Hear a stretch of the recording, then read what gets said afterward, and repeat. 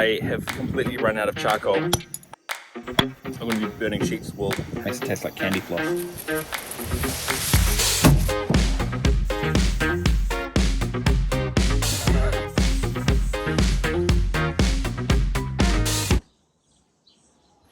I'm cooking some ribs today, so I thought I'd do a back to basics video cooking some spare ribs on my offset smoker.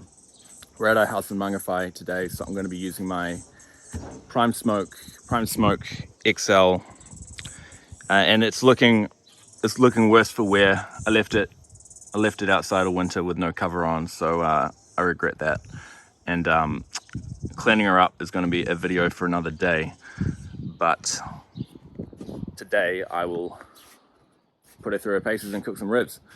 So I'm going to try to get it done in 5 hours. I'm going to have it unwrapped for 3 hours with salt, pepper, cayenne, and then I will wrap it up in tin foil for the last 2 hours to try to get it done. It's 11 o'clock now. Try to get it done for about 4 o'clock. So in order to clean this guy up, I'm just going to tear off a piece of my charcoal bag, and then I'm going to use that to clean the barbecue. And when I'm done, I'm going to use that to light the barbecue because it'll be covered in barbecue grease. Water pan. It's going to burn real nice. So the charcoal is going to be providing the heat source, and I'm going to be adding every 30 minutes or so these little chunks of applewood, which I got from a friend. There's some trimmings off their orchard last summer, and they've been in the shed all winter, so super dry. These are going to be providing our tasty smoke. It's just something I prepared earlier.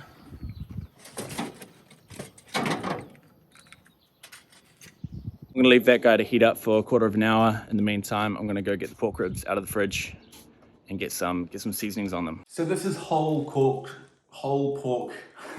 So I have some whole pork spare ribs from Butcher Jack's in Wairau Valley, and this is the whole spare ribs. It's not St. Louis cut.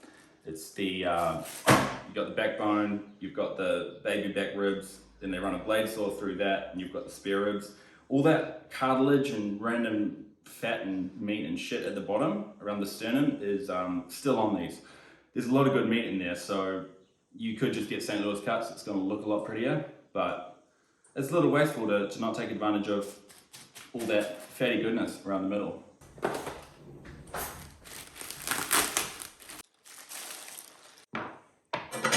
So this is what I'm saying.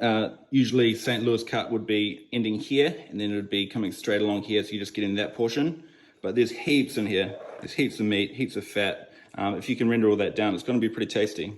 One thing I like to do whenever I take meat out of a plastic bag, unless it's come straight off the butcher's block, there's always a chance that it's spoiled. Some air's got in there, and some unsavory little delectable bacteria have gotten in there. It could be unsavory, but you'll know straight away. So always do the sniff test. It should smell like nothing, and it smells like nothing. We're good. I'm not going to trim much off at all. I'm just going to look for any exposed bones, anything that might come off in your mouth and be unpleasant. I'm going to get rid of this membrane. I'm going to drive a knife up under here, and then I'm going to grab a paper towel, pull the whole thing off. So there's the bone, there's the gap in between the bone. I'm going to go onto the bone itself, so the knife slides in nice, and then I'm going to push all the way through until I get the first one off. Maybe the second one. Now that's a good little handle that I can grip onto. I'm going to grab it with my left hand, and this should come right off. So that's good enough for me. You wouldn't win any awards for presentation or for finesse or for curation or any of those kind of words, but I'm cooking at home for me and for Amber, and I've just got all the meat I can possibly get out of these ribs. They're still going to taste awesome. They're just going to look a little rough, and no one's judging anyway, right? I've also kept all the trimmings. I'm gonna try and use them to catch some fish.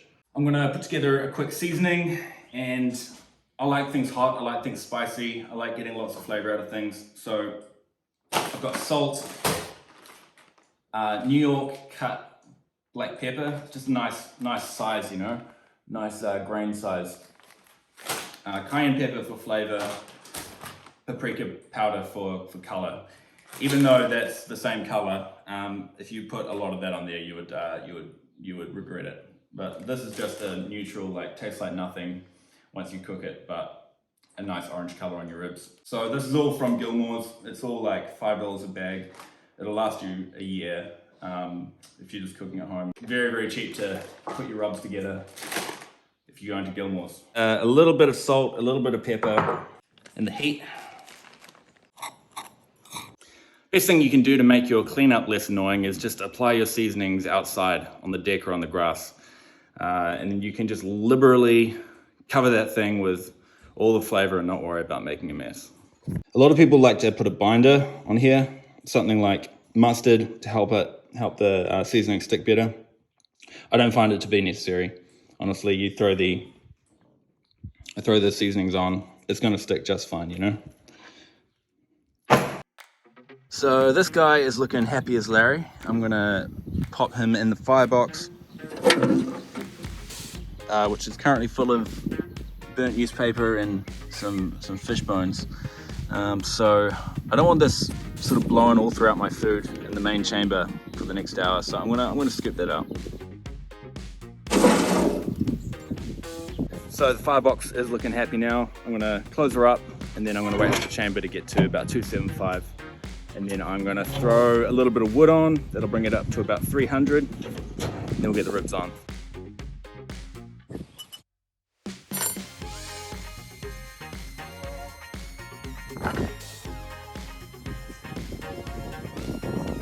As you can see, most of the seasoning is just blowing off in the wind when I do it outside, but when it costs so little, because of Gilmore's, I don't even mind. So I'm going to be having the vents all the way open, this guy all the way open, and I find the key to getting the right temperature and a healthy fire at the same time is if you want the temperature to go up, make the fire bigger. If you want the temperature to go down, take some of the fire out of the firebox and put it in a metal bucket or something. Don't want to get into choking the fire with by starving its oxygen, because it's going to make it burn badly. It's still going to be burning. It will lower the temperature, but then you've got this gross white smoke. It's been 15 minutes and we're sitting at about 270. I'm going to throw one of these guys on the fire. So he's going to start smoldering away and catch light eventually. There is some lovely smoke coming out of here. You can't see it, and that's a good thing. They call it thin blue smoke, so thin you can barely see it. But there's a lot of heat coming out of there. It's been 10 minutes, we're sitting at about 300. 280, that should balance out at some point. Our piece of wood is burning away nicely. Notice it's not smoldering. Smoldering makes pretty shitty smoke. Burning makes nice smoke. I didn't think things through, and it's actually kind of hard to film and prepare food at the same time. So we're an hour behind. It's 12 o'clock right now. So we're probably going to be ready at about 5 o'clock. But now's the time, the meat's going on. I opened the door, so it went straight back down to 0, but you can see how quickly it's jumping right back up to where it was. That's that. We're going to leave it. We're going to be adding one of these every 30 minutes. My brother's in managed isolation. I just asked him what he's got in the way of, plungers or whatever for coffee. And you put it in the AeroPress. You remove that. Then you want to take the edge of this thing and kind of get it like kind of vibe. Speaking of coffee.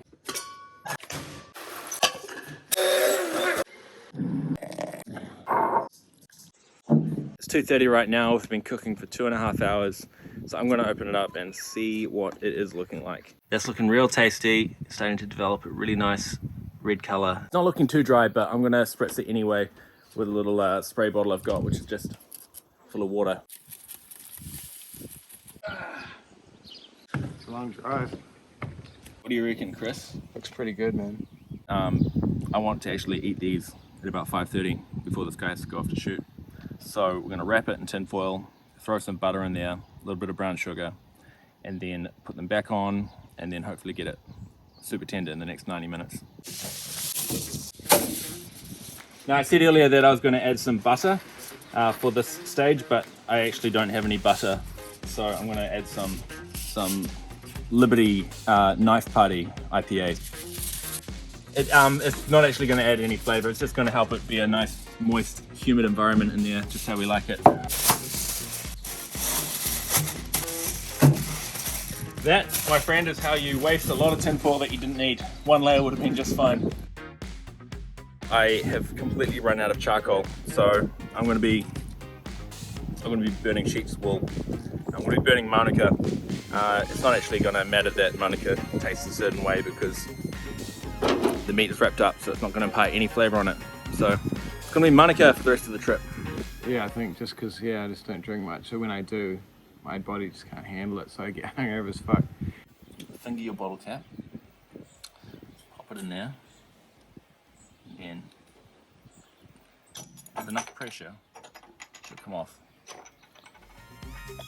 No one except Sam is forcing me to do this. It's been 3 days and he's not sure if he's back. Right. The number one beer, without a doubt, that we drank through lockdown is the Brain Smiles. I'm very grateful for the people at Behemoth for packaging that bad boy into 6-packs all lockdown long so that we could enjoy this delectable occasion every day. Currently at 275, I'm gonna chuck a final piece of lamb's wool. You gonna take that lamb's wool off? No, it Fuck. adds flavour. They make it taste like hair. Makes it taste like candy floss. Fingers crossed it actually tastes good, otherwise this is a pretty shitty video. There's all that sheep's wool. Yeah, I totally. can smell it. It smells like that time I burnt my pubes. 5 hours, 15 minutes. We have a engagement shoot to do. He has an engagement shoot to do. So we're gonna hope this is gonna be ready.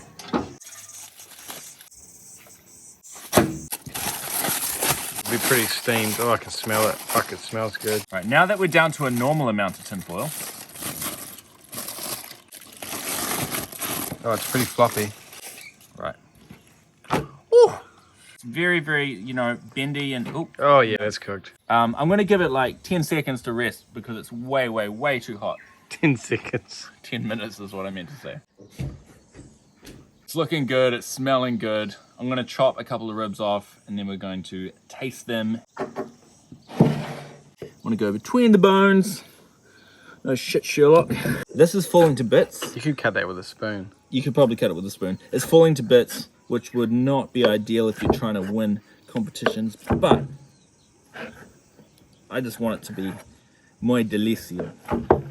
Para mi amigos. So much meat in this section that people usually cut off when they do St. Louis style ribs. So much meat in here that's going to waste. So we've left it on, and that's why these ribs are so damn long. My hands are really big. You can see that that's a bunch of cartilage, but look at all that delicious meat around it. So we're gonna give it a go.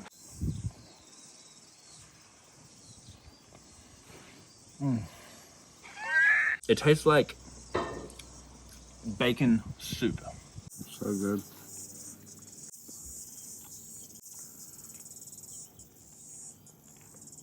I'm doing an awkward close-up, like really, really close-up. This bit's awesome. There you have it, maximum yield pork ribs in 5 hours on an offset smoker. Salt and pepper, a little bit of cayenne. You didn't put anything else on, Just paprika for color. Yeah, perfect. Have fun at your engagement shoot, brother. Oh, I'm so pumped, man. I will.